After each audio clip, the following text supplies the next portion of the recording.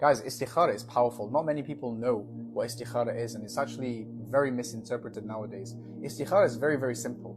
If you want to guarantee the best outcome, you pray istikhara. Simple as.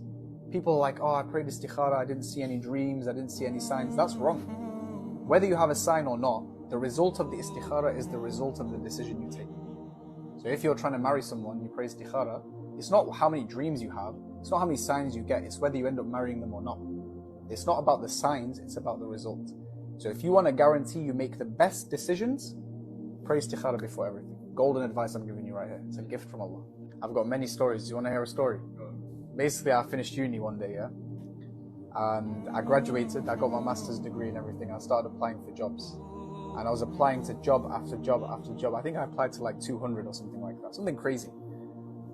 The only one that ended up responding was a teaching job in Dubai. So I ended up going to the interview, and although it didn't go very well, they called me up literally within an hour. They said, you've got the job.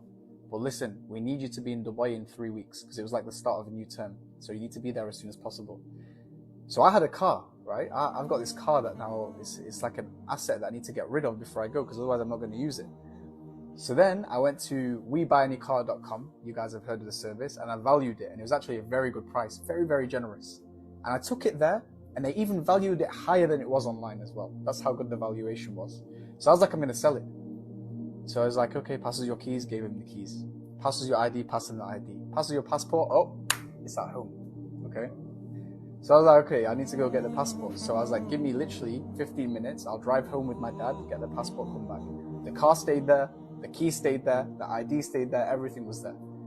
So as I was going home, I called my mum to explain the situation. She said, have you prayed istikhara? I called my mum to explain the situation. She said, have you prayed istikhara? I'm like, no. Why would I pray istikhara? It's a done deal, right?